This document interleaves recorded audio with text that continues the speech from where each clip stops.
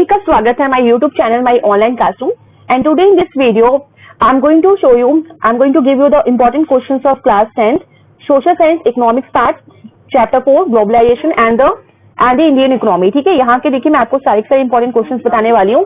1 marks के, आपके 3 marks के एज वेल एज आपके 5 मार्क्स के। तो देखिए क्या इंपॉर्टेंट क्वेश्चंस हैं। अगर आपने पूरा चैप्टर अच्छे से समझ लिया होगा तो आप देखिए प्रैक्टिस टाइम है कि आप देखें क्या क्या इंपॉर्टेंट क्वेश्चन है, और अगर आपको ये सारे क्वेश्चन के आंसर्स आते हैं तो इट मींस कि आपने चैप्टर बहुत अच्छे से रीड किया है।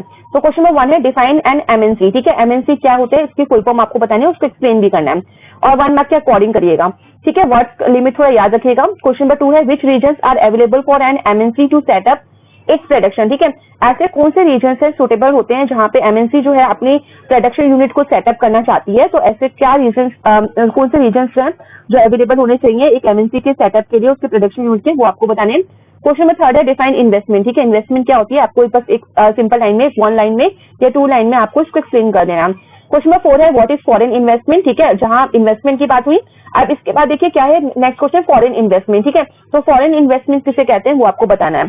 क्वेश्चन नंबर 5 है what is mean by trade barrier. ठीक है, ट्रेड बैरियर क्या होते हैं ये बताना है। क्वेश्चन नंबर 6 है डिफाइन ग्लोबलाइजेशन। ग्लोबलाइजेशन क्या होता है। क्वेश्चन नंबर 7 है how are MNCs spreading their production across the globe. ठीक है, जो एमएनसीज हैं, जो मल्टीनेशनल कंपनीज हैं, वो किस तरह से अपने प्रोडक्शन यूनिट्स को अक्रॉस द ग्लोब यानी पूरे वर्ल्ड में डिफरेंट कंट्रीज में स्प्रेड कर रहे हैं, डिफरेंट प्रोडक्शन यूनिट्स को लगा रहे हैं, तो वो किस तरह से वो कर रहे हैं वो आपको बताना है। क्वेश्चन नंबर 8 है give one major factor that has stimulated the globalisation process. ठीक है, आपको एक फैक्टर बताना है जिसकी वजह से जो ग्लोबलाइजेशन प्रोसेस है इतना ज्यादा स्टिमुलेट हो गया है, इतना ज्यादा जो स्प्रेड हो रहा है वो आपको बताना है।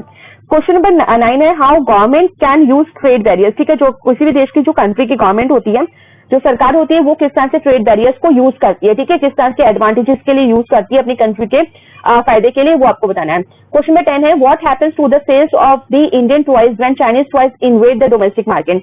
आपको यहाँ पे एक्सप्लेन करना है कि जब चाइनीज टॉयज डोमेस्टिक मार्केट में एकदम राज करने लगे थे, जब आगे थे और ज्यादा से ज्यादा जो लोग थे वो चाइनीज टॉयज को खरीदना पसंद करते थे क्योंकि वो सस्ते होते थे, तो उस टाइम इंडियन टॉयज की जो सेल्स थी वो किस तरह से प्रभावित हुई वो आपको बताना है। क्वेश्चन नंबर 11 है how has globalisation benefited the well of consumers. ठीक है, जो ग्लोबलाइजेशन है उसके वजह से किस तरह से कंज्यूमर्स को काफी फायदा हुआ वो आपको बताना है। क्वेश्चन नंबर 12 है what are the benefits of goods और products produced by the MNC. ठीक है, एमएनसी के थ्रू किस तरह से जो गुड्स और प्रोडक्ट्स जो प्रोड्यूस होते हैं एमएनसी के थ्रू वो किस तरह से बेनिफिट्स हुए, उससे किस तरह से फायदा हुआ। क्वेश्चन नंबर 13 है what is the aim of World Trade Organization. ठीक है, जो वर्ल्ड ट्रेड ऑर्गेनाइजेशन है उनका क्या एम है, किस तरह का काम है उनका।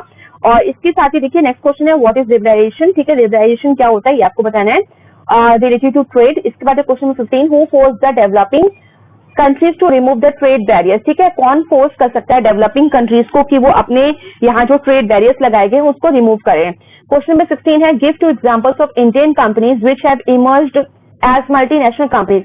आपको 2 एग्जांपल देने इंडियन कंपनीज के जो एक मल्टीनेशनल कंपनीज की तरह उभर के सामने आई हैं। क्वेश्चन नंबर 17 है which industries have been hit hard by the competition. आपको उन इंडस्ट्रीज का भी बताना है जिसके जो आजकल जो ग्लोबलाइजेशन की वजह से, जो कंपटीशन की वजह से इंडस्ट्रीज जो है पूरी की पूरी बर्बाद हो गई, क्लोज हो गई, वो आपको बताना है कौन सी ऐसी इंडस्ट्रीज है जो बर्बाद हो गई इंडिया में। क्वेश्चन नंबर 18 है व्हाट आर SEZs। ठीक है, आपको उसका फुल फॉर्म बताना है, आपको बताना है कि ये SEZs क्या होता है। क्वेश्चन नंबर 19 है what do mean by fair globalisation. एक फेयर ग्लोबलाइजेशन का क्या मतलब होता है वो आपको यहाँ पे बताना है। नेक्स्ट क्वेश्चन है how has globalisation been advantages to both producers as well as consumers in India explain. ठीक है, इंडिया में किस तरह से जो ग्लोबलाइजेशन है उसने प्रोड्यूसर्स को भी फायदा पहुंचाया और साथ ही कंज्यूमर्स को भी फायदा पहुंचाया है, तो वो किस तरह से पहुंचाया है वो आपको बताना है। और देखिए मार्क्स के अकॉर्डिंग लिखिएगा आंसर, क्योंकि ये देखिए क्वेश्चन आपसे 3 मार्क्स का भी पूछा जा सकता है, 5 मार्क्स का भी पूछा जा सकता है, तो आपको अपने वर्ड्स की जो लिमिट है उसके अकॉर्डिंग ही इंक्रीज करनी होगी। मूव करते हैं वर्कशीट 2 पे, और ये है आपका 3 मार्क्स के क्वेश्चन है। यहाँ पे फर्स्ट क्वेश्चन है explain any 3 advantages of globalisation. ठीक है, आपको ग्लोबलाइजेशन के 3 एडवांटेजेस बताने, फायदे बताने हैं। क्वेश्चन नंबर 2 है distinguish between foreign trade and foreign investment. Foreign trade और फॉरेन इन्वेस्टमेंट के बीच में जो अंतर है वो आपको बताना है। और क्वेश्चन नंबर 3 है mention 3 veg by which MNCs control production. जो एमएनसीज है किस तरह से सेटअप करते हैं अपनी प्रोडक्शन यूनिट डिफरेंट कंट्रीज में, उसके 3 तरीके आपको बताने हैं। क्वेश्चन नंबर 4 है in what ways is an MNC different from other companies.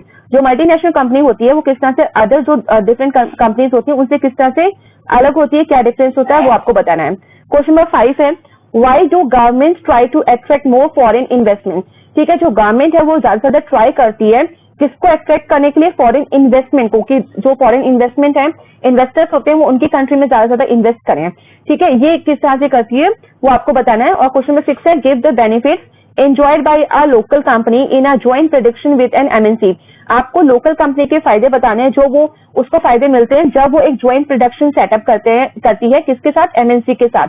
Question number 7 है, explain the role played by WTO in liberalising international trade. इसके साथ ही आपको सिंपल वे में बोला जाए तो आपको सिर्फ डब्ल्यूटीओ का रोल बताना है, किससे रिलेटेड, किस तरह से उसने इंटरनेशनल ट्रेड को लिबरलाइज किया है, ज्यादा से ज्यादा फ्री किया है, वो बताना है आपको। क्वेश्चन नंबर 8 है, what are trade barriers, trade barriers क्या होते हैं, और इसके साथ ही जो इंडियन गवर्नमेंट है उसने क्यों ट्रेड बैरियर्स जो है आफ्टर इंडिपेंडेंस, स्वतंत्रता के बाद क्यों ट्रेड बैरियर्स लगाए थे, उसका क्या रीजन था, वो आपको बताना है। क्वेश्चन नंबर 9 है कि स्पेशल इकोनॉमिक जोन, जो कि मैंने 1 मार्क क्वेश्चन में भी था, SEZs ये क्या होते हैं। साथ ही देखिए आपको 2 कैरेक्टरिस्टिक्स भी बतानी है स्पेशल इकोनॉमिक जोन की। क्वेश्चन नंबर 10 है, due to globalisation competition and uncertain employment prevails. ठीक है, ग्लोबलाइजेशन के थ्रू, देखिए एक स्टेटमेंट है कि ग्लोबलाइजेशन के थ्रू माना जाता है कि जहां फायदे हुए वहां नुकसान भी हुए, कंपटीशन भी काफी हुआ, और अनसर्टेन एम्प्लॉयमेंट भी। ठीक है, अनसर्टेन एम्प्लॉयमेंट यानी कभी एम्प्लॉयमेंट है कभी नहीं है, तो इस तरह की कंडीशन काफी हुई है। तो इससे इस सेंटेंस से रिलेटेड इस स्टेटमेंट को आप किस तरह समझते हो, इसके आपको उसको एक्सप्लेन करना है। ठीक है, आपको पॉइंट्स में कॉमेंट के थ्रू आपको एक्सप्लेन करना है। नेक्स्ट मूव करते हैं वर्कशीट 3 पे, जो कि आपके 5 मार्क्स के क्वेश्चन है। यहाँ पे क्वेश्चन नंबर 1 है, how can government play a major role in making globalisation fair. ठीक है, गवर्नमेंट का क्या एक इंपॉर्टेंट रोल होता है, किस तरह से एक इंपॉर्टेंट रोल प्ले करती है किसको लेके, ग्लोबलाइजेशन को ज्यादा से ज्यादा फेयर करने के लिए। ठीक है, कि जस्टफुल हो, ये न्यायपूर्ण हो, सबको इससे फायदा हो। क्वेश्चन नंबर 2 है, how has globalisation been advantages to both producers as well as consumers in India, explain. देखिए क्वेश्चन आपसे 1 मार्क का भी पूछा गया था, और आपको मैंने बताया था कि 1 मार्क में आए थे, 3 मार्क्स में आए, 5 मार्क्स में आए, आपको मार्क्स के अकॉर्डिंग लिखना है। तो देखिए यहाँ पे जब क्वेश्चन 5 मार्क्स का आएगा तो आपको 5 पॉइंट सब हेडिंग्स में इसको एक्सप्लेन करना होगा कि ग्लोबलाइजेशन के थ्रू किस तरह से प्रोड्यूसर्स को भी फायदा होता है एज वेल एज जो कंज्यूमर्स है इंडिया में उनको भी फायदा हुआ है। क्वेश्चन नंबर 3 है, how has improvement in technology stimulated the globalisation process. ठीक है, किस तरह से टेक्नोलॉजी में ज्यादा इंप्रूवमेंट के थ्रू भी ग्लोबलाइजेशन जो प्रोसेस है वो किस तरह से और स्टिमुलेट हुआ है, किस तरह से और ज्यादा स्प्रेड हुआ है। क्वेश्चन नंबर 4 है, what has been the impact of globalisation on India, explain. ठीक है, ग्लोबलाइजेशन का क्या इम्पैक्ट पड़ा, क्या प्रभाव पड़ा इंडिया पे, वो आपको बताना है। क्वेश्चन नंबर 5 है, what is the effect of globalisation on small producers and workers. जो स्मॉल प्रोड्यूसर्स और जो वर्कर्स हैं उन पे क्या प्रभाव पड़ा ग्लोबलाइजेशन का, क्या उनको फायदा हुआ या नुकसान हुआ, वो आपको बताना है। ठीक है, तो आई होप आपको बहुत कुछ क्लियर हो गया होगा किस तरह के क्वेश्चंस आपके इस चैप्टर से बनने वाले हैं। और अगर आपने चैप्टर अच्छे से समझा होगा तो आई होप कि आपको सारे आंसर्स भी आते होंगे, और अगर आपको सारे आंसर्स आते हैं तो इट मींस आपकी प्रिपरेशन काफी अच्छी है। और देखिए इस यूट्यूब चैनल पे माई ऑनलाइन क्लासरूम पे आपको काफी ज्यादा social science related study material मिल जाएगा। आपका वर्कशीट है जिसमें मैं सारे इंपॉर्टेंट क्वेश्चंस आपको बताती हूँ, आपका फ्लो चार्ट जहाँ पे सारी इंपॉर्टेंट हेडिंग्स में बताती हूँ, साथ ही आपके जो इस चैप्टर के एक्सप्लेनेशन है, वीडियोस हैं, वो आपको मिल जाएंगे, तो आंसर्स भी इसके साथ ही। तो देखिए ये है चैप्टर 4 के वर्कशीट 1 के आंसर्स, और ये है 1 मार्क के आंसर्स। ठीक है, तो देखिए ये है के आंसर्स।